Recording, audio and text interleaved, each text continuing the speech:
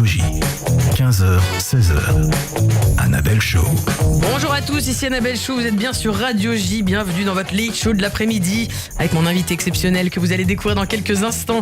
Vous pourrez retrouver cette émission en podcast sur radioj.fr et l'intégralité de l'émission sur la nouvelle chaîne YouTube Radio J Mag. N'hésitez pas à vous abonner. Nous sommes jeudi 12 décembre 2024 et scoop dans l'affaire Mbappé à Stockholm, eh bien c'était pour dire rien du tout. Et voilà, faute de preuves, il n'y a aucun rebondissement. Par ailleurs, dans l'affaire du nouveau gouvernement à Matignon, c'était aussi pour dire rien du tout, parce qu'il n'y a pas encore eu d'annonce de fait. On saura peut-être plus vite qui est la nouvelle Miss France plutôt que qui est le nouveau Premier ministre. Et oui, au programme encore ce week-end, des sourires figés, des filles qui font des BTS Action Co et qui veulent défendre la faune et la flore, de belles robes un peu trop bouffantes, des tonnes de lacs, des sculptures capillaires, des kilomètres de tissus et des étoiles dans les yeux. Ça tombe bien parce qu'aujourd'hui, dans cette émission, nous allons parler tissus, étoiles, courage, lâcheté, histoire, le tout au théâtre. Son capital sympathie, son sourire au coin des yeux, sa bonhomie attendrissante, son sens imparable du comique, sa justesse sans faille, son intelligence émotionnelle qui transparaît dans la polyvalence de ses rôles et des registres dans lesquels il se lance, son talent aussi bien pour jouer que pour diriger que pour créer, voir son nom à l'affiche ou au générique est forcément gage de qualité, caution que vous allez vibrer, que ce soit par le rire ou les larmes. Cet homme-là, tel le magicien d'Oz, l'air de rien vous touche, vous accompagne, vous prend par la main pour un voyage dans un tourbillon d'émotions. Si vous ne l'avez pas encore applaudi, je vous conseille vivement de prendre votre billet pour un aller sans retour. J'ai le grand plaisir d'accueillir le comédien, acteur, chanteur de comédie musicale, auteur, metteur en scène et professeur Guillaume Bouchède. Bonjour. Bonjour Guillaume. Bonjour. Bienvenue. Merci Annabelle. C'est un plaisir de vous recevoir ici. Vous êtes en ce moment à l'affiche. Vous avez une saison assez foisonnante et je crois que c'est une habitude avec vous en fait. Ouais, celle-là est particulièrement foisonnante. Mais oui, c'est vrai que j'ai de la chance, j'ai toujours eu pas mal de projets et des beaux projets qui se sont enchaînés effectivement. Donc là, on vous retrouve dans plusieurs casquettes. D'ailleurs, vous en portez une dans ce studio. Oui, je peux l'enlever si vous voulez. Non. En dessous, il y a la calvitie. On est en démocratie. Venez comme vous êtes, comme au McDo. Voilà. Exactement. Donc, vous êtes en ce moment à l'affiche déjà pour commencer en tant qu'acteur dans les Marchands d'étoiles au Théâtre du Splendide. Donc, ça se passe du mercredi au samedi 21h, matinée le samedi à 16h30 et le dimanche à 17h. C'est une pièce donc écrite par Anthony Michino avec qui vous avez déjà travaillé, que vous connaissez bien aussi. Oui, enfin, j'avais mis en scène un de ses spectacles il y a 10 ans maintenant. Il avait écrit un jeune public avec ses comparses qui sont devenus mes amis aussi. Réponse, oui, c'est ça, Réponse et le Prince Aventurier avec Ludovic, Alexandre Vidal et Julien Salvia. Ils avaient écrit ça tous les trois, donc j'avais connu Anthony à cette occasion-là. J'avais adoré ce spectacle, j'avais adoré mettre en scène ce spectacle et voilà, assez vite il m'a proposé cette pièce il y a déjà un petit moment et voilà, elle s'est montée cette année. Ouais, justement, comment s'est passée la création, enfin voilà, comment vous avez réagi à l'annonce de ce projet par la rapport création, à je Anthony saurais pas Michino. dire. Moi, il m'a fait lire la pièce en 2018. C'est une pièce qui a mis du temps à se monter. Ah oui, ça remonte un peu. Ouais. Alors que vraiment, elle avait déjà tous les atouts pour être montée très vite. Mais bon, des fois, il y a eu le Covid au milieu, ouais, et puis bien sûr. les affres des productions, etc. Donc, on a mis un peu de temps avant de pouvoir la monter. Et moi, j'ai fait une première lecture de cette pièce avec lui, donc en 2018. J'ai tout de suite adhéré déjà à son écriture. Anthony, c'est quelqu'un qui écrit vraiment très bien pour les acteurs, pour les comédiens. C'est très agréable de jouer ses textes. Il a une façon de dialoguer qu'on arrive très tout à naturelle. fait, très naturelle et en même temps très écrite. C'est très compliqué. Il y avait un peu ça avec Jaoui Bakri. Enfin, ce genre de film qu'on peut regarder où on a l'impression que ça parle comme dans la vie, mais en fait, c'est extrêmement exigeant. C'est ça. On voit, nous, le public, on voit pas le texte écrit en tout cas. Exactement. Et pour autant, nous, les acteurs, on n'a pas de mal à le jouer. Ouais. C'est ça qui est assez fort dans son écriture, c'est-à-dire qu'on dirait que c'est extrêmement quotidien. Ça l'est d'ailleurs. Et pour autant, c'est très riche en termes de dialogue. Donc tout de suite, ça m'a plu. Puis bien sûr, le personnage était haut en couleur et très intéressant. Moi, je viens de Marseille en plus, donc j'y ai rajouté mon petit accent et j'ai fait mon petit pagnol et ça me plaît énormément. Et puis voilà, bien sûr, l'histoire qui peut interroger sur pas uniquement sur l'aspect historique, mais sur l'aspect humain, c'est-à-dire finalement la guerre, la Deuxième Guerre mondiale, personne ne l'a connue, enfin en tout cas pas moi, personne dans l'équipe. On n'a fait qu'en entendre parler. Alors on pourrait dire que c'était un devoir de mémoire, mais au-delà du devoir de mémoire, il y a la véritable interrogation de qu'est-ce qu'on aurait fait à ce moment-là. Et je crois que personne ne peut y répondre avec certitude. On aurait tous adoré être résistants, pour autant... Est-ce qu'on l'aurait fait? Qu'est-ce que l'environnement, la propagande, l'époque, le milieu, la politique, oui, la pression, qu'est-ce que ça nous aurait emmené à faire quel choix en fait? C'est cette ça qu'interroge cette pièce, et c'est là où c'est intéressant. C'est pas manichéen, il n'y a pas les bons et les méchants. Enfin, il y en a un qui est très méchant. Mais globalement, Oui. il dit non, il n'y a pas les bons et les méchants. Il y a tout le monde qui s'interroge et qui essaye de se débattre au milieu de ça, quoi. Oui, justement, Anthony Finot est parti de cette idée de l'histoire par rapport aux tissus qui ont servi donc à créer les étoiles jaunes. Exactement. Ça, évidemment, c'est un point qu'on va retrouver dans l'histoire, mais pas que. Et donc tout se passe dans ce fameux atelier de tissu qui sert justement à vendre ce tissu jaune. Qui est une histoire vraie d'ailleurs. Il y avait une vraie famille Martineau qui avait vraiment un atelier de tissu et ils ont vraiment accepté au bout d'un moment de fournir le tissu pour fabriquer les étoiles jaunes. Ils les fabriquaient pas eux-mêmes, mais ils fournissaient le tissu. Et c'était pour autant des gens bien pensants comme tout le monde, mais qui d'un coup sont devenus un des maillons de la chaîne. Un des acteurs. Voilà, c'est-à-dire que sans le vouloir, ils ont fini par participer à l'horreur et s'en sont pas forcément rendus compte tout de suite. C'est ça. Et justement, c'est vraiment ce qu'on retrouve dans la pièce. Et justement, d'ailleurs, cette idée-là ne vient pas tout de suite. C'est assez intéressant parce que ça a l'air d'être un atelier tout à fait lambda dès le départ. Avec des histoires de famille. Voilà, des histoires de cœur, des histoires de famille, de génération aussi. Exactement, on s'attache à chacun des personnages, au père, à la mère, aux enfants. Et c'est là aussi qu'on retrouve encore une fois tout le talent de l'écriture d'Anthony Michino et tout le talent des comédiens, parce qu'effectivement, chaque personnage a vraiment toute son importance. C'est vrai que, alors, c'est assez original parce que vous entrez en scène quand le public s'installe. Ouais. Donc on assiste à toute cette petite vie de l'atelier. J'en dis pas plus, mais c'est vrai que on est assez vite embarqué avec vous et vous allez nous installer comme dans un espèce, je vais utiliser un mot moderne pour aujourd'hui, mais d'escape game avec vous en fait. Ouais. J'avais pas vu ça comme ça. Voilà, mais c'est vrai qu'on est dans cet atelier qui est en sous-sol, donc il y a un côté comme ça assez angoissant de se dire mais comment ils vont sortir de là et comment on va tous sortir de là. En fait, moi, c'est vraiment comme ça que j'ai ressenti la pièce. Et donc, effectivement, vous jouez le patron de cet atelier, accompagné de votre femme et de votre fille. Alors, patron qui est très gouailleur et qui a une grande gueule, mais qui au final se fait assez bouffer. Donc ça, c'est le côté assez féministe de la pièce. Il y en a un et on se plaît à dire qu'on a envie qu'il ressorte. Effectivement, c'est en plus ce personnage qui a un peu cette faconde provençale ou méridionale, dirons-nous. Voilà, mon grand-père était comme ça, c'est-à-dire que ça gueulait très fort, ça pleurait pour un rien, mais au final, ça faisait ce que les autres voulaient, parce que c'est une espèce de fausse autorité. C'est pour ça que c'est très amusant à jouer ce personnage, il a plein de couleurs. Et ouais, vous avez plein de ruptures et on voit tout le talent du comédien, vraiment. Vous êtes effectivement une palette pleine d'émotions. C'est vraiment un ascenseur émotionnel pour tout le public, parce qu'évidemment j'observais aussi les autres gens, mais on va y revenir. Et donc voilà, dans votre atelier, vous avez des employés, dont un qui incidemment va nous annoncer qu'au fait sa mère est juive, quoi. Mais pour lui ça comptait pas, mais en fait à cette époque-là ça va se mettre à compter. Voilà, ça va se mettre à compter, et beaucoup plus que ce qu'on imagine. Et par ailleurs on a aussi l'employé modèle, mais qui finalement va aussi faire partie de la machine infernale. Oui, l'employé modèle qui fricote pas au bon endroit sans s'en rendre compte, c'est-à-dire que tout ça va commencer à frotter, en fait.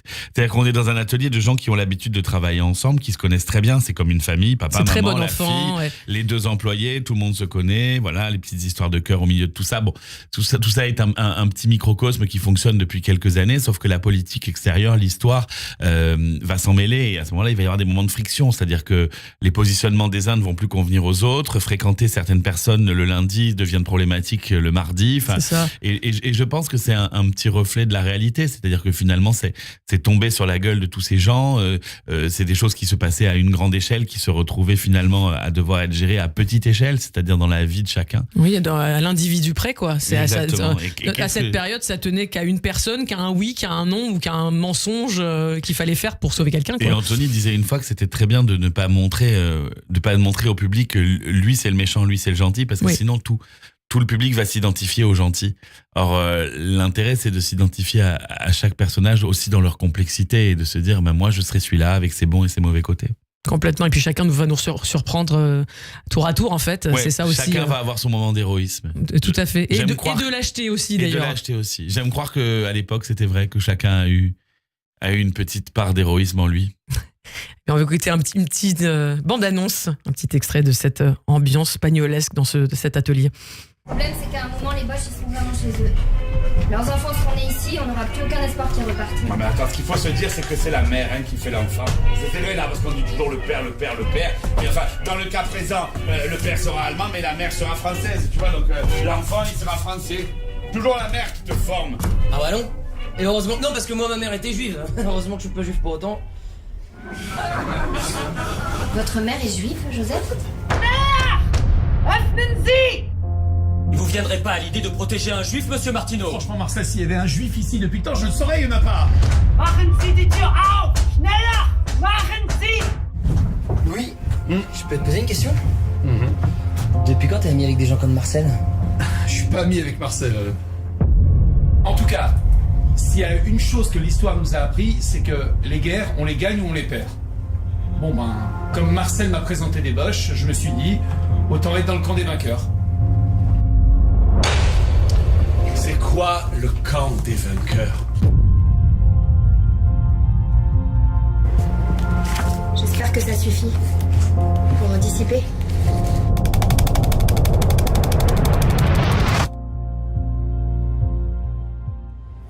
Et on t'a coupé le bout? Papa! Ça va, je demande!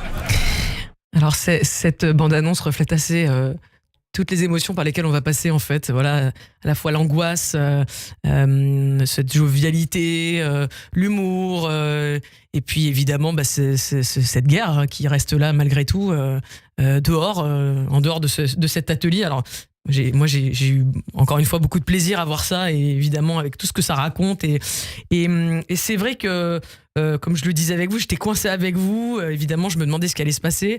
Et pour être honnête avec vous, évidemment, j'y ai ressenti encore plus d'émotions peut-être, parce que moi-même étant juive, en fait, si vous voulez, il y a des moments, et il y a évidemment des moments, comme vous l'avez dit, il y a un méchant qui est vraiment très très méchant et qui dit des choses absolument horribles pendant la pièce.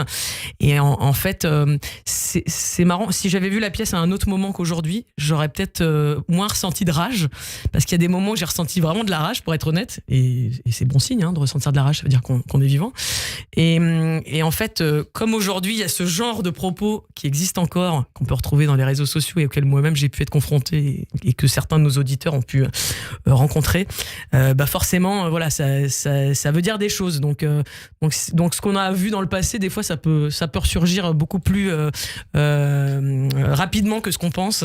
C'est aussi un bon moyen de s'en rappeler, et je pense que le public aussi a pu ressentir ça. C'est vrai qu'on aimerait ne pas avoir besoin qu'on aimerait que l'actualité ne se répète pas, quoi. Ce serait mieux pour toutes les causes et pour toutes les formes de rejet, de généralité, quoi. Forcément. Complètement. En tout cas, comme je l'ai dit, alors voilà, le public était vraiment très très très enthousiaste. Vous avez eu plusieurs appels, mais c'est encore eux qui en parlent le mieux, je crois.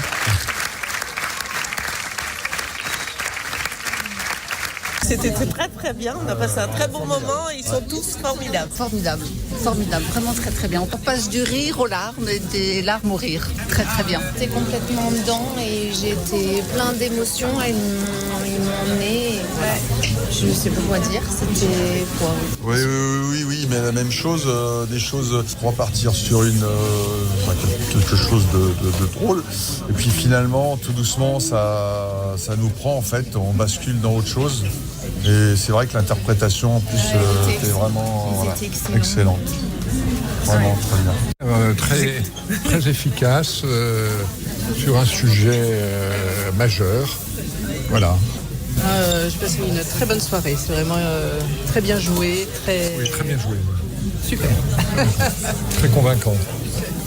Très belle pièce, on a passé une très bonne soirée avec beaucoup d'humour et de l'émotion aussi. Voilà. Donc, très très bien. Non, mais c'est vrai que quand tu lis le synopsis de la pièce, tu t'attends pas à rigoler. Enfin, on en parlait, on nous disait un peu le thème, on disait on va pas beaucoup rire, et c'est vrai qu'en fait on passe par beaucoup d'émotions, donc on a bien rigolé. Des fois on se dit, devant j'entendais des gens qui disaient on est un peu gêné des fois par rapport à ce qui se dit, parce que c'est une époque où ça se disait, mais que maintenant c'est quand même dur à entendre, quoi. On a passé un bon moment, on recommandera.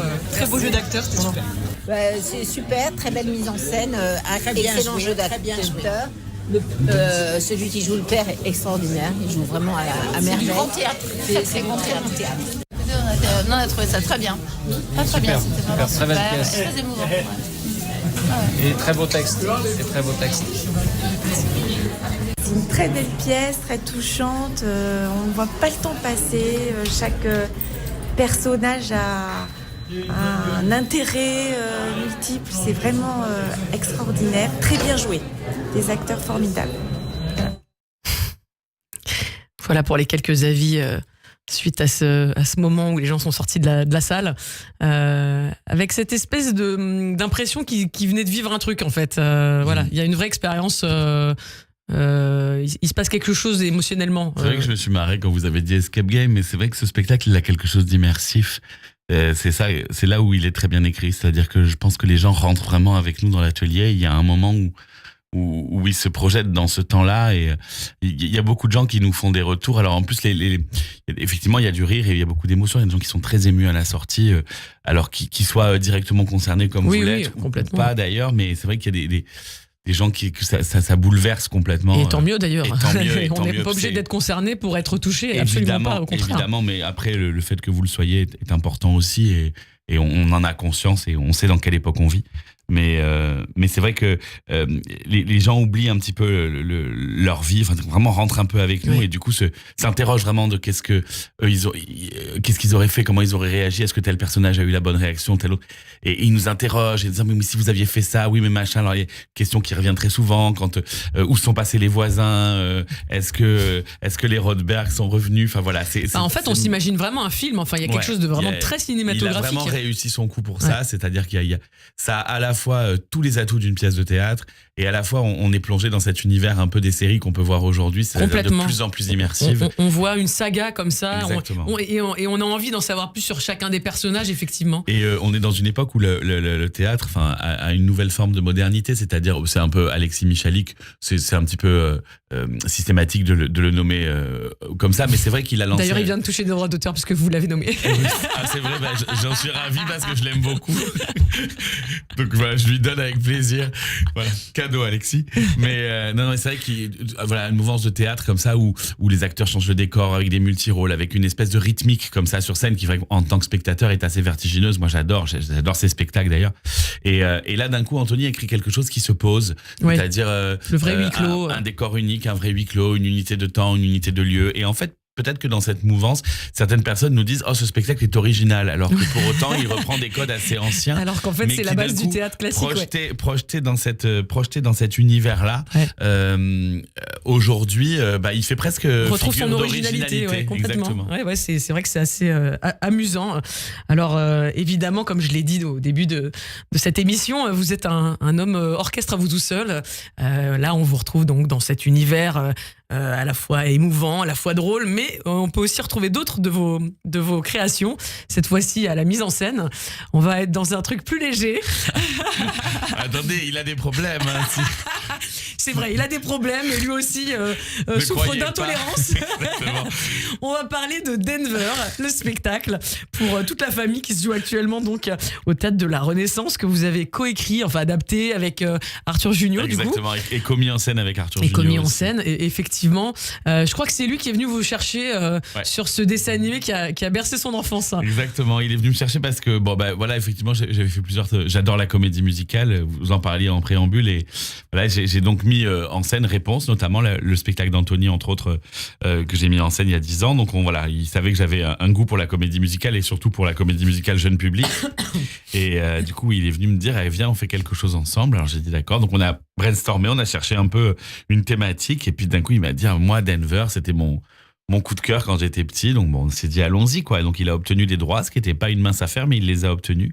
Et puis voilà, on a travaillé ensemble sur une adaptation, et on a travaillé sur voilà une mise en scène, et je dois dire que je trouve que ce spectacle est très réussi, et les gens s'éclatent, et les parents et les enfants, c'est vraiment le spectacle où les parents emmènent les enfants et les enfants veulent revenir quoi. En plus les parents sont nostalgiques. Oui, en général, comme Arthur Junior, c'est des gens de cette génération là, ils ont eux-mêmes été enfants et ont connu Denver, donc ils ont envie de faire découvrir ça à leurs enfants. Ouais, puis on a monté le spectacle dans les années 80, enfin dans son jus, donc c'est coloré, c'est pétillant, c'est pop. C'est bourré de références que les parents comprennent. Donc il y a un échange, ça devient un spectacle de partage en fait. Trop souvent dans les jeunes publics, les parents s'ennuient un peu pour emmener les enfants. Mais c'est de moins en moins le cas, je dirais. Je suis d'accord. Moi-même qui ai des enfants. Je vais lui faire gagner des droits aussi, mais c'est un ami aussi. Olivier Soliveres complètement, le fait. Bah oui, j'allais le dire. Il fait des spectacles. Voilà, qui a Blanche-Neige aussi. Amis, voilà. Donc il fait des spectacles super pour les enfants. Effectivement, il y a une recherche sur les spectacles. Il y a une vraie public. qualité, je dirais. Exactement. Vraiment, il y a une vraie recherche et je trouve qu'il y a une mouvance comme ça de spectacles pour enfants dans Paris. C'est vrai. Que ce soit ce que vous proposez vous, effectivement, Soliveres. C'est-à-dire, les comédiens sont extraordinaires, ils savent chanter, ils savent jouer. Il y a une vraie scénographie. On en a vraiment pour son argent, je dirais. Et puis, il y a des musiques. On intègre le spectacle musical dans le jeune public, ce qui va éduquer les plus jeunes au spectacle musical. Enfin, ce qui est assez important pour vous, parce que vous y êtes assez sensible. Et c'est vrai que c'est quelque chose qui vient de plus en plus. C'est vrai qu'il y avait un manque sur ce. Mais on va parler de ça justement, de cet amour du spectacle musical. Donc il y a ce spectacle-là et encore une autre mise en scène qui est donc Ulysse, l'Odyssée. Deux salles, deux ambiances. Voilà. Ulysse, l'Odyssée musicale. Voilà, effectivement. Et là, lui, cette pièce-là qui se joue au Théâtre des Variétés, effectivement. Et donc, c'est vrai que voilà, on peut aller observer, votre fantaisie, votre précision dans ces mises en scène et aller découvrir aussi cette casquette-là de vous. Comment vous travaillez justement, avec vos comédiens, chanteurs. Qu'est-ce qui Je sais que vous avez aussi une autre casquette encore, donc de professeur d'école de comédie musicale. Du coup, je fais du lien, c'est-à-dire que souvent je travaille avec mes élèves que je connais, que j'aime énormément, qui sont pas très importantes dans ma vie. L'enseignement, je pourrais vraiment pas m'en passer. Et donc je travaille avec eux. Et puis mettre en scène un spectacle pour jeune public, je dirais que c'est la même chose qu'un spectacle adulte en fait. Faut raconter l'histoire et puis s'arranger pour qu'elle soit perceptible par le public qu'on va avoir nous, c'est-à-dire des enfants, sans les prendre pour des idiots, sans béatifier, mais en essayant en tout cas d'avoir une lecture qui soit lisible pour eux et dans le visuel et dans les mots. Effectivement. Alors on a plaisir donc à aller voir. Si vous voulez aller vous instruire ou passer un moment d'émotion, n'hésitez pas à aller voir les Marchands d'étoiles, donc ça se passe au Splendide. Si vous voulez amener vos enfants pendant les fêtes, on va voir Denver, donc le spectacle musical, ou alors Ulysse encore une fois. Donc on peut vous retrouver vraiment sous toutes les coutures. Voilà, en tout cas, là après on a fait le tour. Alors pour préciser, les Marchands d'étoiles fonctionnent tellement bien que ça va être prolongé d'ailleurs. Ouais, tout à fait, jusqu'au mois de juin. Jusqu'au mois de juin, et puis là du coup vous aurez même peut-être une deuxième équipe qui vous. Oui, parce qu'à partir du mois de janvier on va partir également en tournée. On a déjà une vingtaine de dates cette année, puis il y en a beaucoup encore l'année prochaine, donc on va faire un peu le... D'ailleurs, j'ai cru voir que c'était Eric Collado qui allait vous faire votre rôle. Eric Collado, évidemment, un ancien des Nous C'est Nous, un humoriste, la bonhomie marseillaise. Exactement, alors lui encore plus que moi, il a un accent naturel qui est parfait pour le personnage, même si moi je le maîtrise, mais voilà, effectivement, il faut que je m'applique à le prendre, parce que je l'ai perdu... en arrivant à Paris, ça c'est terrible, Paris pour les accents marseillais. Et lui, vraiment, il a une faconde et une bonhomie, il est super, il va être formidable. Oui. Et donc c'est donc au Splendide et parallèlement à ça, en tournée à partir de début janvier. Donc allez voir ça, Splendide, les Marchands d'étoiles. Si vous êtes en province, n'hésitez pas à regarder où ça se joue, mais vraiment il faut foncer voir ce petit bijou d'histoire, d'émotion et de rire, les Marchands d'étoiles. On se retrouve dans quelques instants après le Flash Info pour en savoir encore plus sur vous, Guillaume Bouched. À tout de suite sur Radio J. 15h, 16h. Le Late Show de l'après-midi.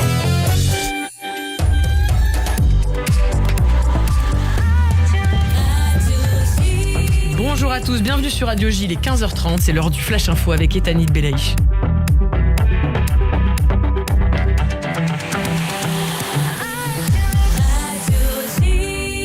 Bonjour Ethanit. Bonjour Annabelle, bonjour à tous. Le terroriste palestinien derrière la fusillade commise hier soir dans le Goucher de Sion en Judée-Samarie a été arrêté après s'être rendu aux autorités israéliennes ce matin. Une attaque qui a fait un mort, un enfant de 12 ans. En Syrie, le chef des rebelles djihadistes Abou Mohamed Al-Joulani annonce qu'il va bientôt dissoudre les forces de sécurité du régime précédent et fermer, je cite, les tristement célèbres prisons. Les images de prisonniers décharnés de la prison de Saïdnaya ont fait le tour du monde depuis dimanche. Le chef de la diplomatie américaine Anthony Blinken est en Jordanie dans le cadre d'une tournée au Proche-Orient. Objectif, évoquer la transition en Syrie et les négociations pour la libération des otages otages toujours détenus à Gaza. Il n'est pas encore en poste, mais il fait déjà beaucoup parler de lui. Le futur locataire de la Maison-Blanche, Donald Trump, a été élu personnalité de l'année par le prestigieux magazine américain Time. L'hebdomadaire salue le comeback politique époustouflant du magnat républicain. 2 ans de prison, dont 18 mois ferme, c'est la peine requise par le parquet d'Amsterdam hier contre un homme soupçonné d'avoir battu des supporters israéliens dans la nuit du 7 au 8 novembre après un match de football entre l'Ajax et le Maccabi Tel Aviv. 10 Israéliens avaient été blessés ce jour-là dans la capitale néerlandaise. Et puis, en raison de preuves insuffisantes, la justice suédoise annonce abandonner l'enquête pour viol dans laquelle le nom du footballeur Kylian Mbappé était cité par certains médias. Le joueur, qui n'a donc jamais été cité explicitement, a toujours dénoncé une fake news. Enfin, en France, le tempo s'accélère. Le président Emmanuel Macron écourte sa visite en Pologne pour rentrer à Paris le plus tôt possible, a annoncé l'Elysée. Il doit annoncer le nom du nouveau Premier ministre dans la soirée. Merci Ethanit, on vous retrouve à 16h pour le journal. Restez avec nous, je suis en excellente compagnie avec le polyvalent comédien, metteur en scène, auteur Guillaume Bouched. À tout de suite sur Radio J. Bonjour à tous, c'est Léa Moscona. Radio J. Je vous retrouve tous les matins de 9h à 10h sur Radio J. Les experts ont la parole. Ils nous parlent bien-être, voyage, culture, gastronomie et art de vivre. Le tout dans la bonne humeur. Le 9-10, Léa Moscona. À demain. Radio J.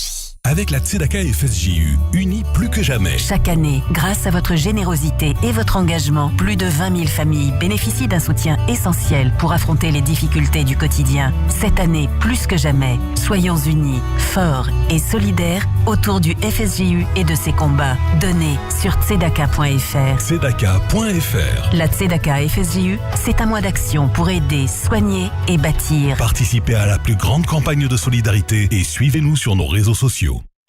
Alors qu'on observe une flambée des actes antisémites qui affectent particulièrement les plus démunis, la Fondation Kazip Kojasor travaille sans relâche auprès des 30 000 personnes aidées quotidiennement. Destinez votre don aux milliers de familles en difficulté sociale, aux personnes en situation de handicap, ainsi qu'aux survivants de la Shoah. Adressez vos dons avant le 31 décembre et vous bénéficierez d'une déduction fiscale jusqu'à 75%. Fondation Kazip Kojasor, 01 49 23 71 40. 12h30. Allez, échauffement. 12h32. 12h33. Go. Ne changez pas vos habitudes. Allumez Radio Player. Radio Player, les radios françaises, les web radios et les podcasts gratuitement et sans inscription. Téléchargez l'application sur votre mobile. Retrouvez aussi Radio Player dans vos voitures, enceintes et TV connectées. Radio J. 15h, 16h. Le Late Show de l'après-midi. Annabelle Show. Bonjour à tous, bienvenue si vous nous rejoignez. On est dans la suite du Annabelle Show avec Guillaume Bouched, le comédien pétillant, le metteur en scène précis, l'auteur aussi. Et j'ai envie qu'on fasse un peu plus connaissance avec vous après avoir passé en revue toute cette actualité foisonnante. Donc je rappelle, Les Marchands d'étoiles, c'est une très belle pièce à aller voir. Sûrement futur Molière d'ailleurs, évidemment, on en reparlera aussi, mais allez voir au Théâtre du Splendide. Et puis si vous avez des enfants, emmenez-les voir Denver, le spectacle musical, et aussi Ulysse, l'Odyssée, qui se joue aussi actuellement pendant toutes les vacances de Noël, donc à ne pas manquer. Alors j'ai envie de jouer avec vous un peu parce que je sens que vous êtes joueur, enfin voilà, ça se voit. C'est vrai. Vous avez le sourire dans les yeux. Je vous propose un petit jeu, on va se donner chacun 3 mots qu'on va devoir caser pendant cette émission. Ah là là. Voilà, maintenant je vais tester vos aptitudes d'improvisateur aussi. Allez-y. Alors je vous mets sur la voie et pendant ce temps vous réfléchissez à ce que vous voulez me donner. Alors l'inspiration elle vient comme ça. Je vous ai choisi montgolfière, taffetas pour rester dans l'atelier et parure. Je sais pas pourquoi, mais voilà, je vous donne cette petite j'ai la liste. Si vous me placez un mot, vous entendez ça. Et allez-y, moi je veux bien 3 mots aussi de votre cru. Ah, c'est moi qui vous les donne. Ouais. Igloo. C'est Noël, alors on va dire dinde. Allez, c'est parti. Merci, je le prends pas perso. Non, c'est pas pour vous. Et si vous voulez, on peut mettre chapon si vous préférez. Non, ça va aller. D'accord. Et puis on va dire planète. Planète. Allez, c'est parti.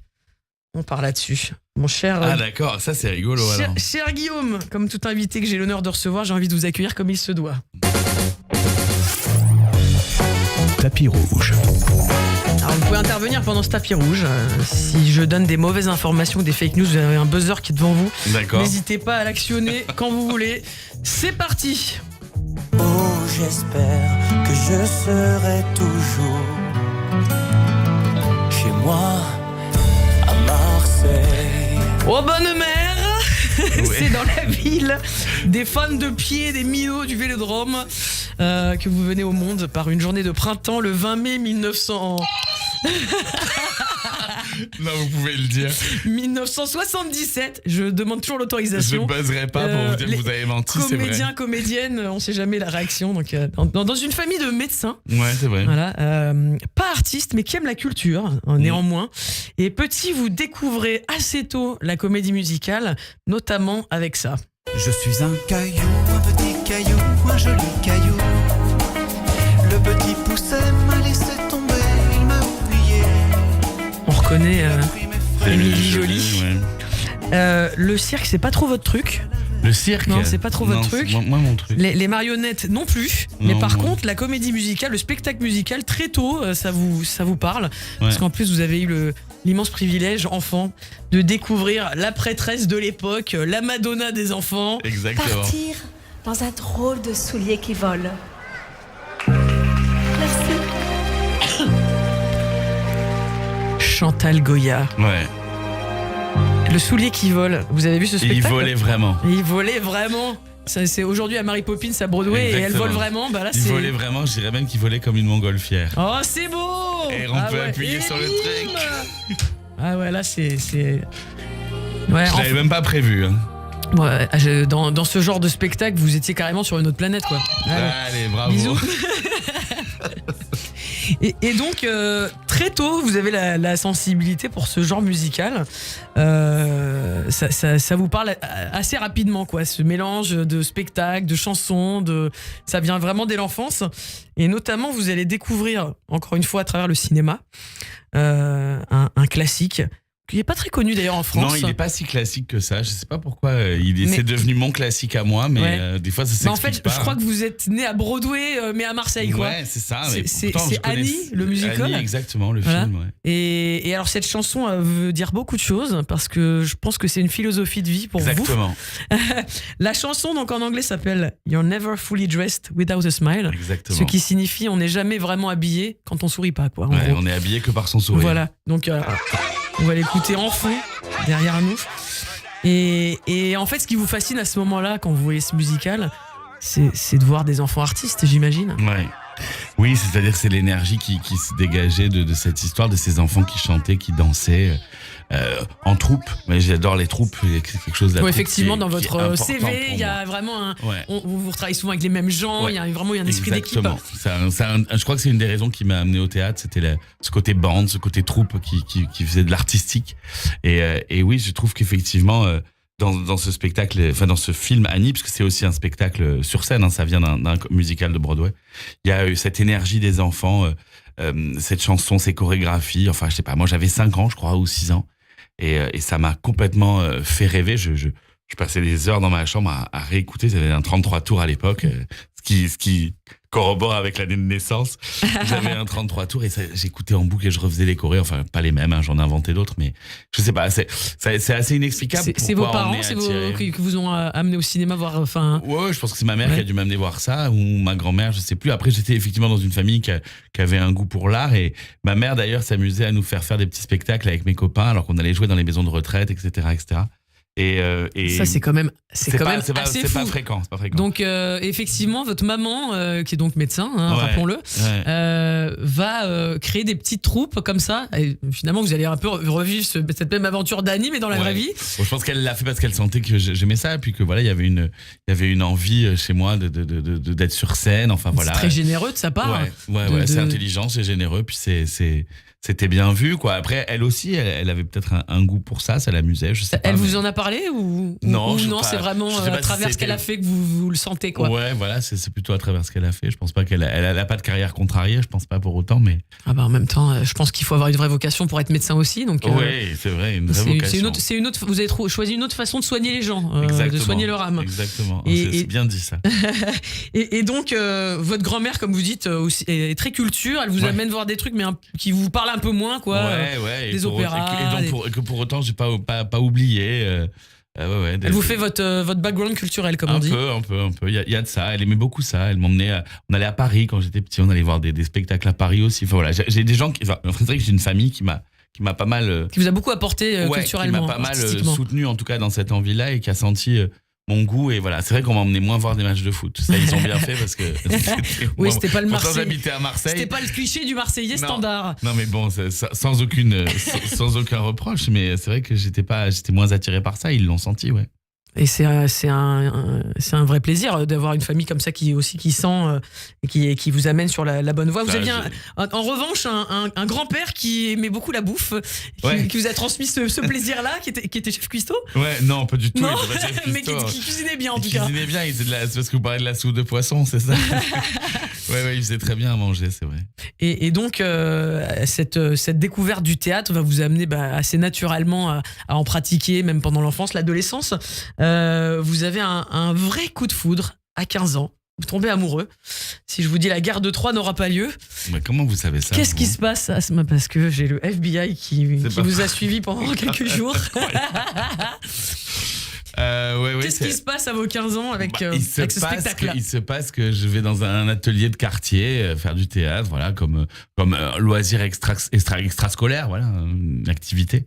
Et puis on monte une pièce en fin d'année, donc la guerre de Troie n'aura pas lieu, une pièce de Giraudoux, un truc vraiment qui est pas du tout, pas du tout. C'est pas que c'est daté, c'est pas si daté que ça, mais en tout cas qui est pas du tout courant, quoi. C'est classique.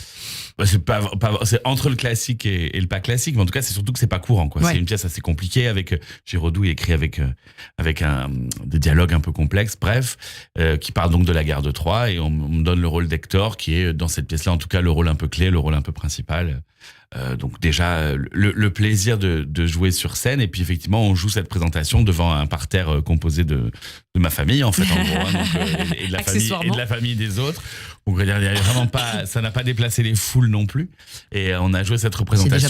C'est déjà pas mal. Une représentation unique en plus puisqu'on l'a joué qu'une fois, et le lendemain je me souviens de cette espèce d'état de déprime que j'ai ressenti, de dire ça ne recommencera plus jamais, je ne le rejouerai plus jamais, c'est fini. C'est pour ça que je parlais de tomber amoureux, parce qu'il y a ce côté déprime de cet amour de vacances qui ne reviendra pas. Une chose, c'était être l'année d'après pour en refaire une autre, en ayant déjà la peine de ne plus jamais refaire celle-là. Enfin, voilà, j'ai senti que c'était vital en fait, qu'il y avait quelque chose de vital et que je pouvais plus pas tourner autrement. J'en profite justement, vous venez de dire d'abandonner cette pièce-là et de revenir sur une autre. Vous qui avez comme ça une carrière vraiment, mais encore une fois, c'est vraiment le mot que j'ai envie d'utiliser, foisonnante, parce qu'on est vraiment là-dessus.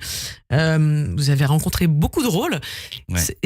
Ça vous arrive comme ça d'avoir des pincements au cœur pour des rôles vraiment que vous aimez et que vous avez du mal à abandonner? Oui, j'en ai un en tête en particulier, alors qui pour le coup est dans une comédie musicale, mais on s'attache à tous les rôles. Et c'est vrai qu'on a la chance au théâtre, quand les pièces marchent, de pouvoir jouer longtemps, donc on a le temps de profiter d'un rôle, de le découvrir, de le rencontrer, de le faire évoluer. C'est un parcours qui est génial, de partir du point A et d'arriver au point B avec un personnage du début à la fin. Maintenant, c'est vrai que on sait que c'est éphémère, qu'on en quitte pour en trouver d'autres.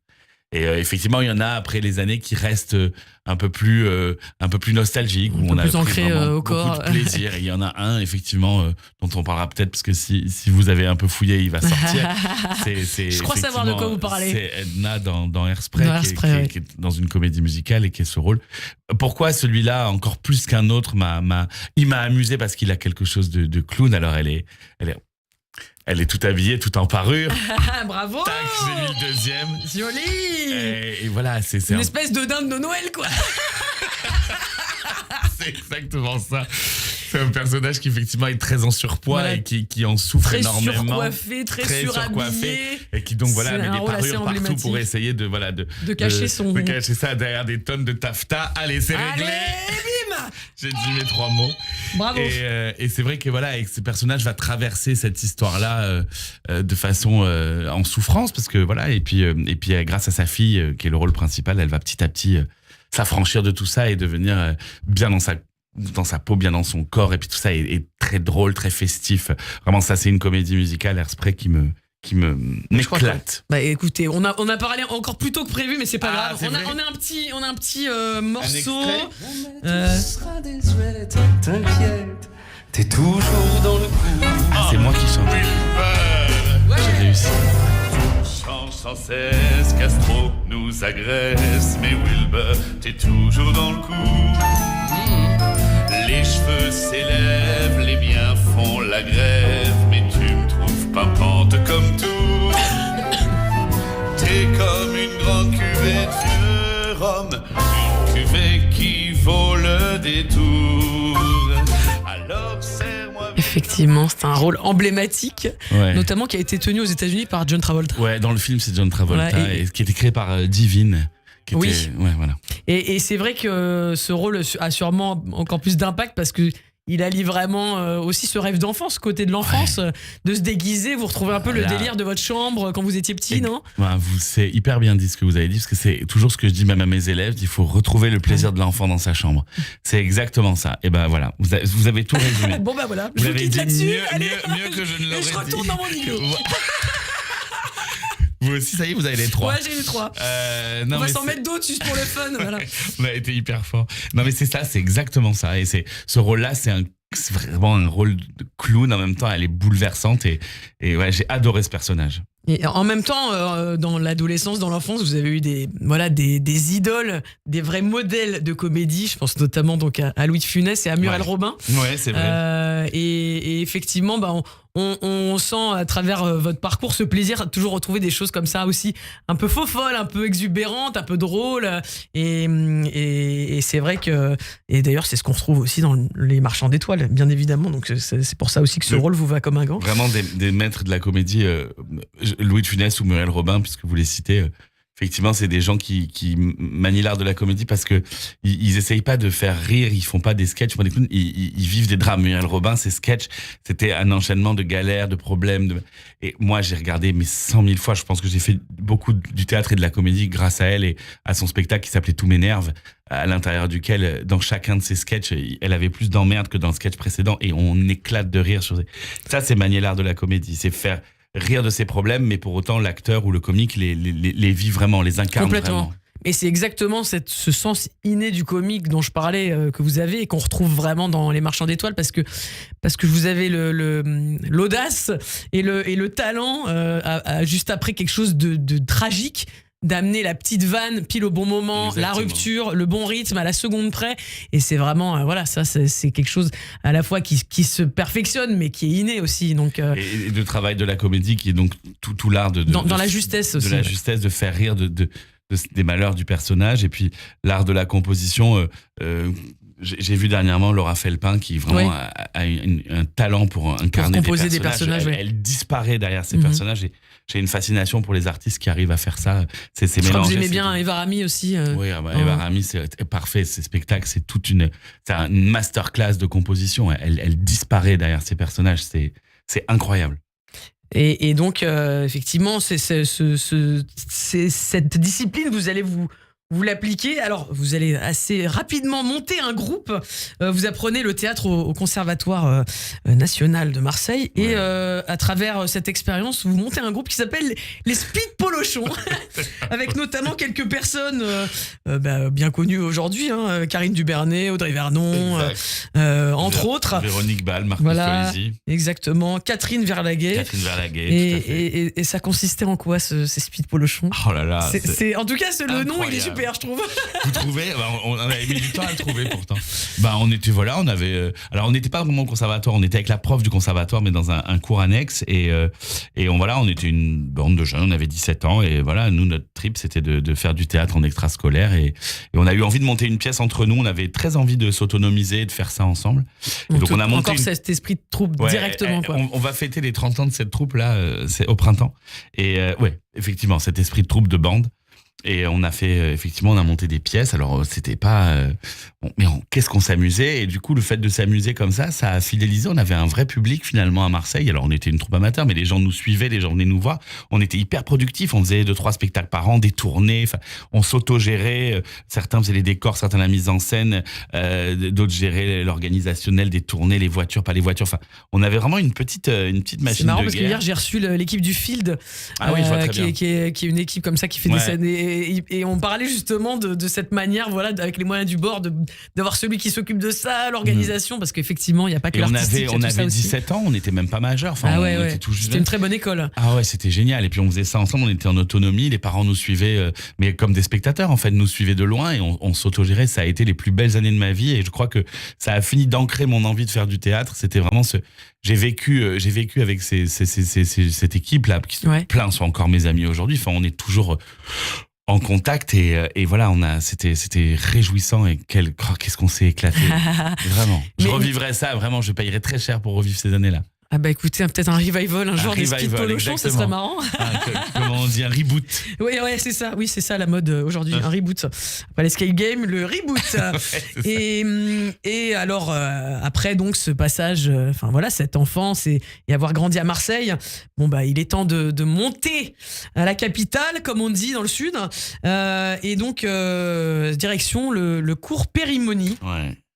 Comme ça. Périmonie. Vous êtes comédien, qu'est-ce qui vous a décidé à faire un cours d'art dramatique? C'est venu, ma foi, par le plus grand des hasards. J'étais élève au conservatoire en 2e année. Robert Manuel, un jour, m'a dit « Tu devrais donner quelques cours ».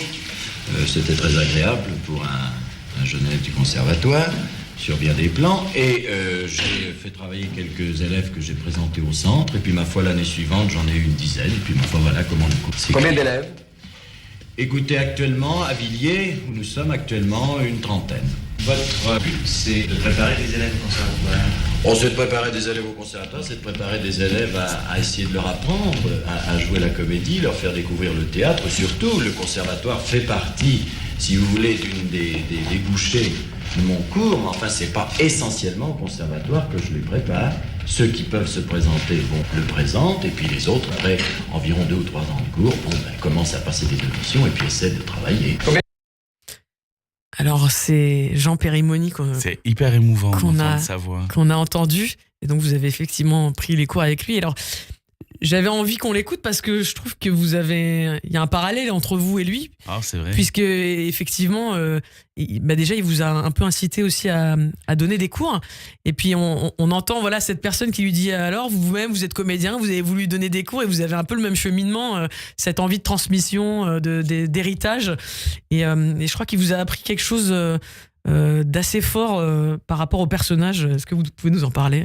Oui, souvent je dis que c'était un des meilleurs choix de ma vie, ça a été d'aller dans cette école.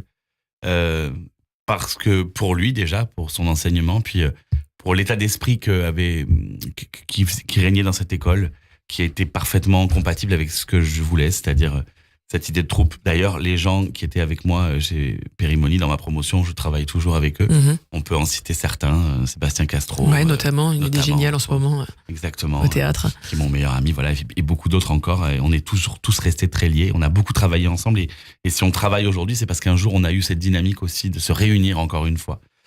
Donc, l'état d'esprit, et Périmonie est quelqu'un qui avait un regard sur tous ses élèves. On n'était pas si nombreux et il savait très bien individuellement voir chez nous ce qu'il y avait de positif et de négatif, et il a assez vite senti chez moi cette capacité aussi à enseigner, à transmettre, et effectivement il m'a mis sur la voie en me proposant de faire un cours avec les adolescents qui voulaient rentrer chez Périmonie, sachant que lui ne prenait que des gens majeurs, professionnels, voilà. Avant le cycle professionnel. Exactement, donc il m'a proposé de faire ça, il m'a aidé un petit peu à mettre ça en place, et on a créé une école qui s'appelait Roller Comedy.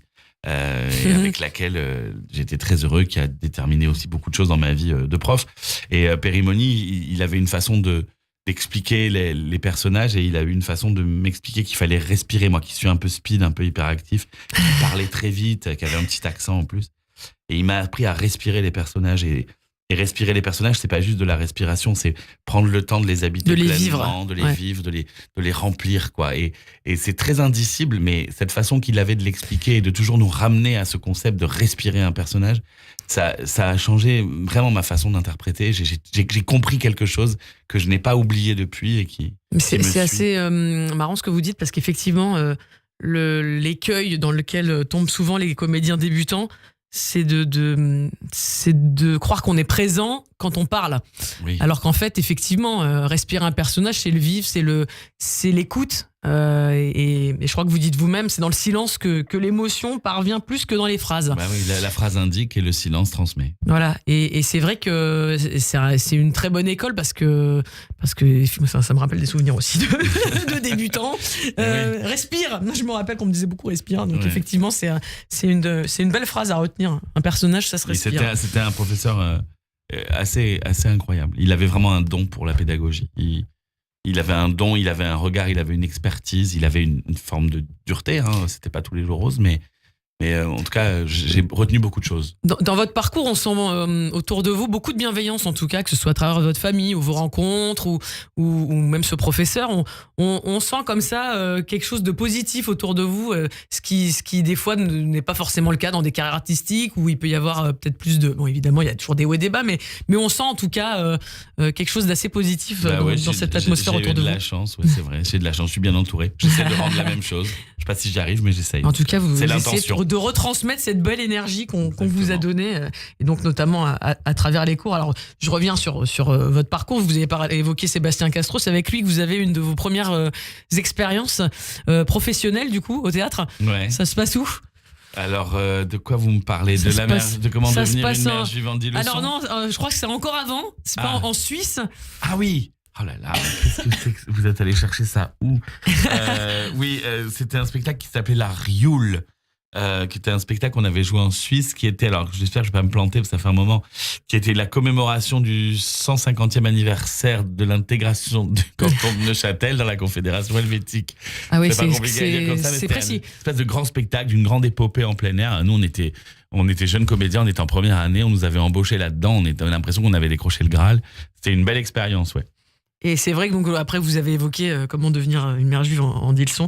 Alors c'est marrant parce qu'on retrouve pas mal ce registre-là dans vos rôles, surtout ces derniers temps. ça vous suit, je crois. Je m'appelle Acherlev, mais vraiment, alors je ne suis pas de confession juive du tout.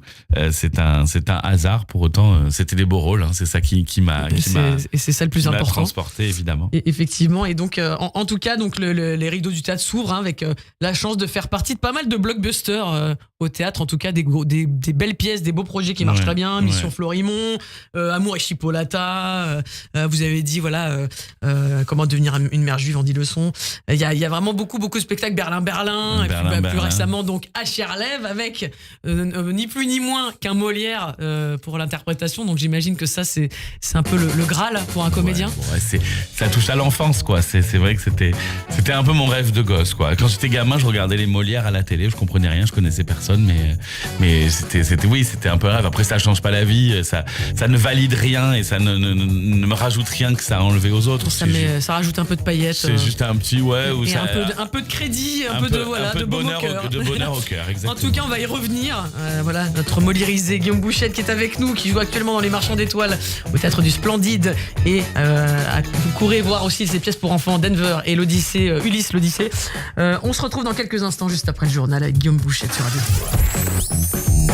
15h, 16h, le Late Show de l'après-midi.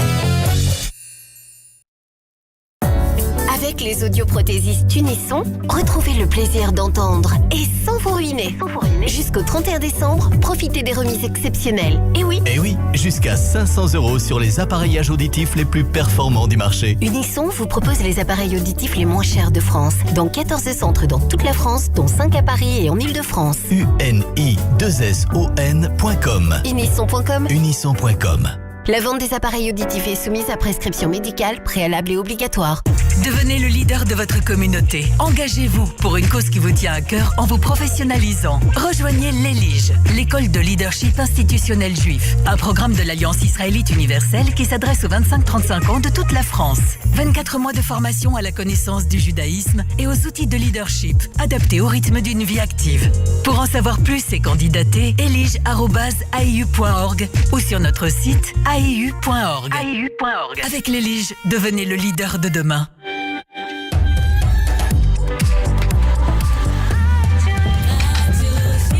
Bonjour à tous, bienvenue sur Radio J, il est 16h, c'est l'heure du journal avec Etanit Belaïch.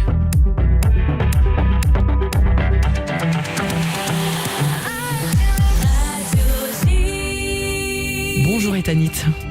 Annabelle, bonjour à tous. Au 433e jour de guerre en Israël, il s'appelait Yehoshua Aaron Tuvia Simcha. Il avait 12 ans et il a été tué hier soir par un terroriste palestinien dans une fusillade. Une attaque dirigée contre un bus dans le Gush Etzion en Judée-Samarie. 3 autres personnes ont été blessées et évacuées vers des hôpitaux.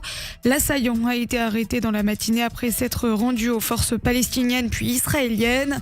Un individu originaire de Baïtawa, près de Hebron. À Gaza, ce matin, Tsahal a frappé 2 groupes de terroristes du Hamas qui prévoyaient de s'emparer de camions d'aide humanitaire. L'armée a souligné n'avoir pas attaqué les camions d'aide directement. La route de transit reste active. Par ailleurs, Tsahal a intercepté 2 drones du Yémen dans le sud d'Israël ce matin, notamment un lancé près d'Elat. Aucun dégât n'a été signalé. Et puis on reste à Gaza. Pour la première fois, le Hamas pourrait accepter un accord dans lequel les troupes israéliennes resteraient dans le territoire. C'est en tout cas ce que rapporte le Wall Street Journal. Les négociations pour la libération des otages se poursuivent en Israël avec la visite de Jake Sullivan, conseiller à la sécurité nationale des États-Unis. Le représentant américain a notamment rencontré le Premier ministre Benjamin Netanyahou et de hauts responsables à Jérusalem. Mais les avis sont partagés quant aux rumeurs de progrès dans les discussions. Daniel Haïk. Le ministre de la Défense Israël Katz affirme qu'il y a actuellement une opportunité en vue de la libération de tous les otages, y compris ceux qui ont la nationalité américaine. Katz a fait cette déclaration hier soir lors d'une conversation téléphonique avec son homologue américain Lloyd Austin. Cependant, des observateurs avisés continuent d'affirmer que l'accord qui se précise ne permettra de libérer que les femmes, les enfants et les personnes âgées et pas tous les otages. Les médiateurs estiment qu'après la concrétisation de la première phase, il sera possible de libérer tous les otages, mais seulement après qu'Israël ait accepté de se retirer de la bande de Gaza et de mettre fin officiellement à la guerre, ce que pour l'instant le gouvernement ne souhaite pas. Notre correspondant en Israël, Daniel Haïk, a noté qu'un autre représentant des États-Unis, le chef de la diplomatie américaine, est en Jordanie aujourd'hui dans le cadre d'une tournée au Proche-Orient. Le temps est venu de passer en mode guerre, prévient le chef de l'OTAN. Mark Rutte a dressé un tableau alarmant de la situation sécuritaire mondiale, la qualifiant cet après-midi de pire de son vivant. Dans une déclaration musclée, il a averti que la Russie se préparait à un conflit prolongé avec l'Ukraine. Il a également pointé les ambitions de la Chine, notamment ses actions contre Taïwan, et a souligné que l'Alliance n'était pas préparée aux défis des années à venir. En France, le nom du nouveau Premier ministre devrait être annoncé dans la soirée, une semaine après la censure du gouvernement Barnier. La décision d'Emmanuel Macron est très attendue alors que le président promettait mardi une nomination dans les 48 heures. Il a d'ailleurs écourté le programme de sa visite en Pologne et sera à Paris en début de soirée selon son entourage. 120, c'est le nombre de rassemblements et de manifestations organisés aujourd'hui à travers le pays suite à l'appel de la CGT à mener une grève transversale. Une journée de convergence avec la grève des cheminots contre le démantèlement du fret ferroviaire et puis celle des fonctionnaires qui demandent un budget à la hauteur des besoins, a souligné Sophie Binet, la secrétaire de la centrale syndicale, qui appelle à l'arrêt de plans de licenciement. En France, 300 000 emplois sont menacés. Enfin, un mot de cette disparition. La chanteuse israélienne Corinne Halal nous a quittés ce matin à l'âge de 69 ans. Elle a succombé à un cancer du pancréas après avoir survécu à un cancer du sein il y a une dizaine d'années. Née en Tunisie, Corinne Halal avait émigré en Israël avec sa famille à l'âge de 8 ans. Autrice et interprète de plusieurs titres phares en Israël, elle avait notamment composé Ein li eretz acheret, je n'ai pas d'autre pays. Le monde de la musique en Israël est en deuil, nous confie Orlika, chanteuse et amie proche de Corinne Halal. C'était une compositrice des plus aimées en Israël, qui avait une réelle liberté. Beaucoup de ses titres depuis le 7 octobre ont pris encore plus de force et ont touché un public très large parce que elle était d'une grande sincérité et ses mots sont d'une grande force. Cette année était tellement difficile que d'écouter ces titres a vraiment fédéré autour d'elle énormément d'amour. Orlika, musicienne et chanteuse sur Radio J, Corinne Halal laisse derrière elle sa partenaire Ruti et leurs 2 enfants, Omer et Jonathan. Merci Tanit, on vous retrouve demain à partir de 14h. Restez avec nous pour la dernière partie de l'émission du Annabelle Show. La cerise sur le gâteau avec mon invité exceptionnel, Guillaume Bouched. À tout de suite. Radio J. Bonjour, c'est Lise Gutmann. Le 10-11, Lise Gutmann. Ravi de vous retrouver tous les matins au programme Judaïsme, divertissement, communauté. Radio J. 12h30. Allez, échauffement. 12h32. 12h33. Go. Ne changez pas vos habitudes. Allumez Radio Player.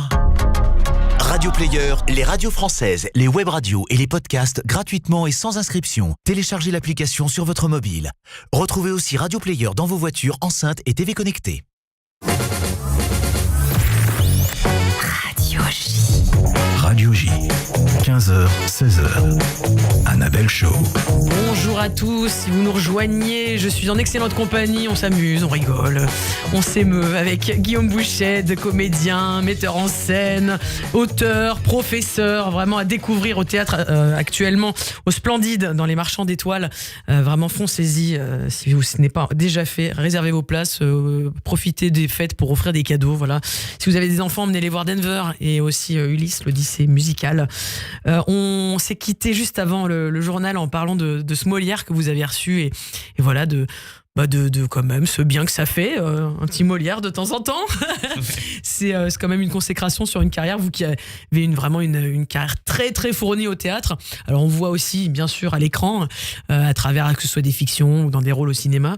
Tiens, vous avez été dans 4 garçons pleins d'avenir, un film culte. Alors ça c'est vraiment l'arnaque de toute ma vie. J'ai fait de la figure. Voilà, mais vous êtes au générique, au casting. Mais je ne sais pas pourquoi, c'est incroyable. Il y a votre nom, c'est trop drôle. La figuration et du coup tout le monde a cette info. Mais vraiment je crois comme qu'on comme ça même se passait pas. à Marseille. Oui, à C'était la pas loin de fac chez vous, j'étais quoi. en fac à Aix, et donc j'avais été pour ça. Mais on me voit, mais je sais même pas dans quelle scène je suis. En revanche, on vous voit peut-être plus dans Coluche. Un peu plus. Voilà.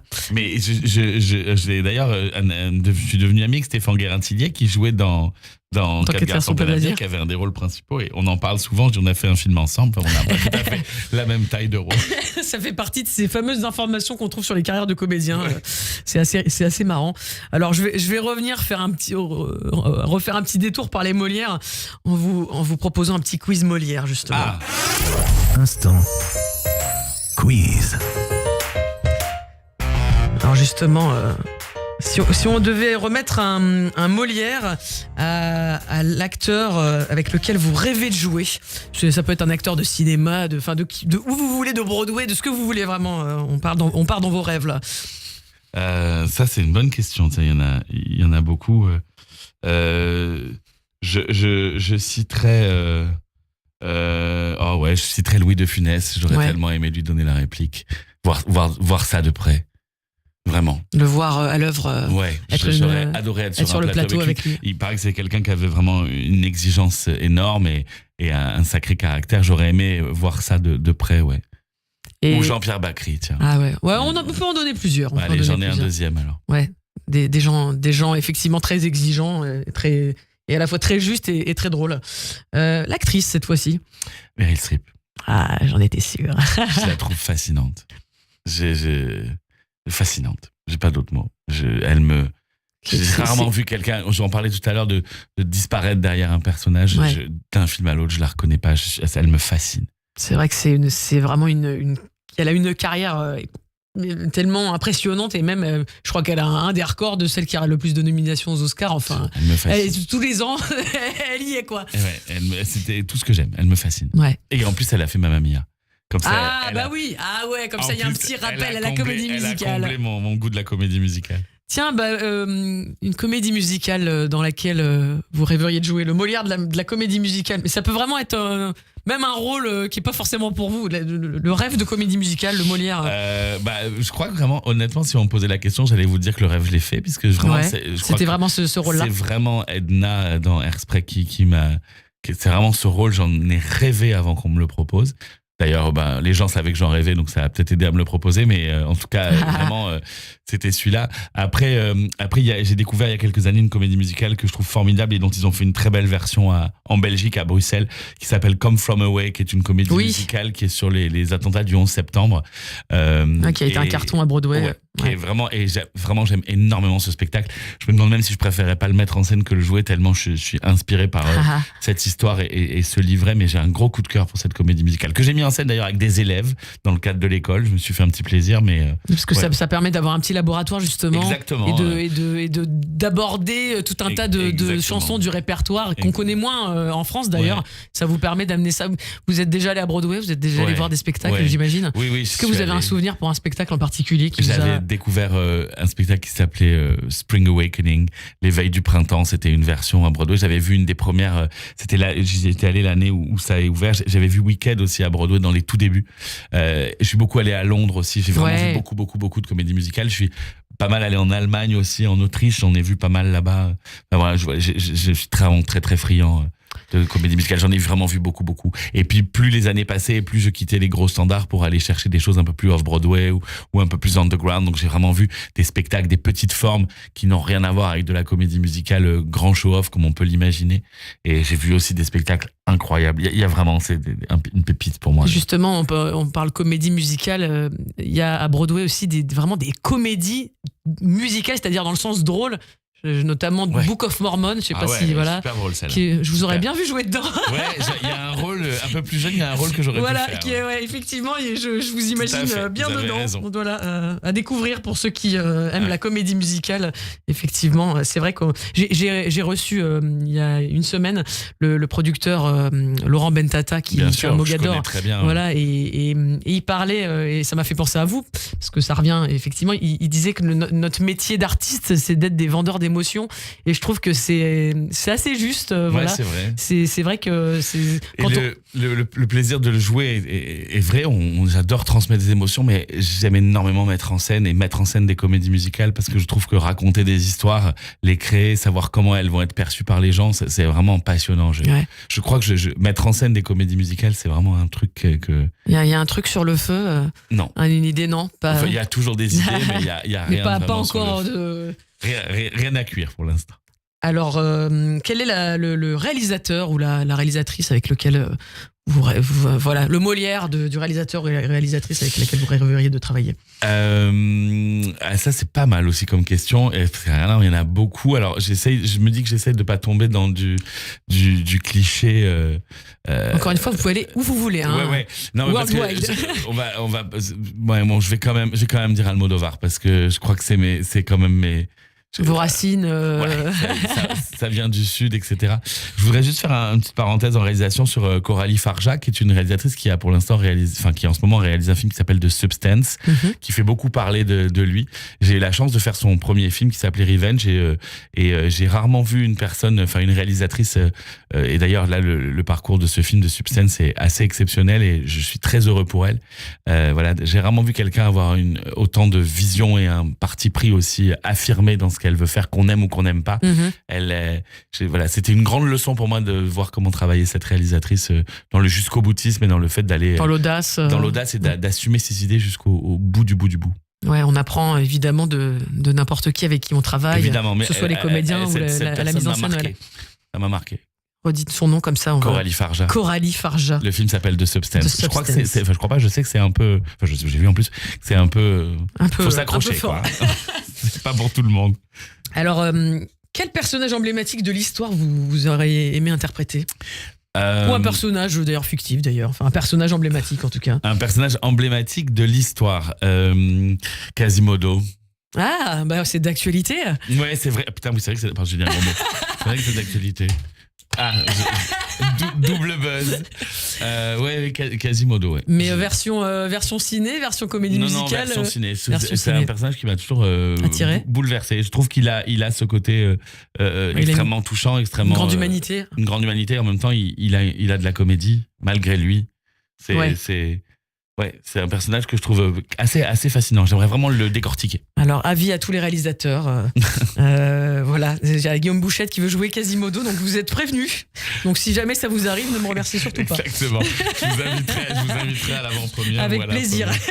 J'y serai au premier rang. Sinon, j'ai beaucoup de gens me disent que je l'ai fait penser à Philippe Noiret. Oui, mais complètement. Ouais, et du coup, j'ai un biopic. Ouais, voilà. Un biopic, mais c'est extraordinaire. Mais c'est vrai que vous avez ce truc. Quel quel acteur et Ouais. quelle génération. Et il a vraiment vécu pendant des années où il y avait une espèce de fleur de l'âge du cinéma français aussi. Complètement. Et ouais, je trouverais. Les Grands-Ducs. J'ai fouillé un peu sa filmographie et sa vie. Donc, voilà un personnage voilà qui un autre. m'intéresse. Voilà, on a aussi un. Et les biopics, ça fait toujours de bons films. Quand c'est bien fait, ouais. Voilà. C'est vrai.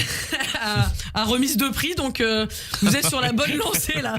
Après le Molière, J'ai bientôt. pas l'obsession Voilà, du prix. j'ai un Oscar, moi je vous le remets tout de suite. Voilà. Si vous étiez vous-même une comédie musicale ou un spectacle, vous seriez lequel? Un truc qui parlerait de moi. Ouais, ou, voilà, quelque chose, une énergie qui vous ressemble, ce serait quoi? À travers tout ce que vous avez joué ou même pas joué encore d'ailleurs. Et ce serait forcément, il faut que ce soit une comédie musicale. Non, pas forcément. Ça peut être une pièce aussi ou un film d'ailleurs. Enfin, vraiment une œuvre qui. J'ai envie de dire le malade imaginaire. Ah bon, vous êtes comme ça, vous? D'abord parce que je trouve que Molière, c'est quelque chose de. Molière, ça se mérite. Et vraiment, moi, j'ai joué une fois un Molière, j'en ai beaucoup travaillé en cours, mais c'est pas des choses qu'on a beaucoup l'occasion de travailler. C'est vraiment d'un bateau de dire que Molière écrit bien. C'est pas comme si c'est moi qui l'avais découvert, mais pour autant, c'est toujours formidable de se replonger dedans. J'adorerais jouer un Molière. Et c'est vrai que le malade imaginaire, ça me va bien. Pourtant, je suis en pleine forme. Le malade imaginaire, donc, hein, ou un Molière. Avoir un Molière en comédie Molière en musicale, jouant ça pourrait être Molière, marrant aussi. Bah, il y en a eu un. Oui, Molière oui, en oui. comédie Non, musicale. mais après, c'est sur Molière, Ah mais oui, vous voulez dire une le pièce malade de Molière, voilà. Il y a mais c'est le malade imaginaire d'ailleurs, je crois. Il y a un petit spectacle très joli qui est pas petit d'ailleurs, qui est petit dans son nombre de comédiens, mais qui est pas petit dans sa qualité, qui a été écrit à Paris, qui s'appelle, je crois, j'ai envie de dire le malade imaginaire en la majeur, mais peut-être que c'est pas la bonne note. Ça doit être ça. Un C'est très bon quelque chose qui ressemble à ça, mais effectivement, ça me parle aussi. Pour finir sur ces Molières, à qui vous remettriez le Molière de la personnalité de ce métier, avec qui vous aimeriez rester coincé dans un ascenseur pour discuter du métier toute la nuit? Elle peut être morte? Oui. D'accord. Je sais pas pourquoi je suis fasciné par Maria Callas. Ah. Et alors pourtant je suis pas un grand amateur d'opéra, je connais pas grand chose, mais voilà un personnage, une destinée, un personnage qui vous inspire, dont la destinée m'inspire.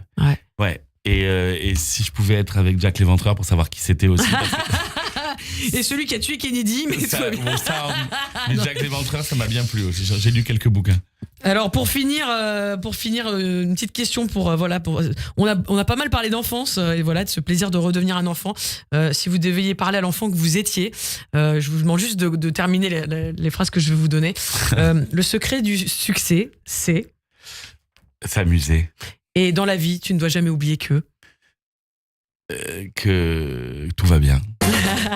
Merci infiniment. Un petit mot pour la fin. C'était très agréable, Annabelle. J'ai passé cette heure avec vous. Merci beaucoup. Au plaisir. Annabelle Show. Et j'adore les verres en ananas. En ananas, ouais, ils ont leur petit succès. Merci beaucoup, en tout cas, c'était très émouvant. Merci infiniment. On vous retrouve donc au Théâtre du Splendide. Allez vraiment frissonner, vibrer, rire avec Guillaume Bouchède et toute son équipe dans la pièce de Anthony Michino, Les Marchands d'étoiles. Et puis allez rire avec vos enfants, ou sans eux d'ailleurs, pour Denver et Ulysse au théâtre. Merci infiniment. On se retrouve quant à nous la semaine prochaine. C'est le Club Imo et merci à Ben à la régie. Kiss kiss.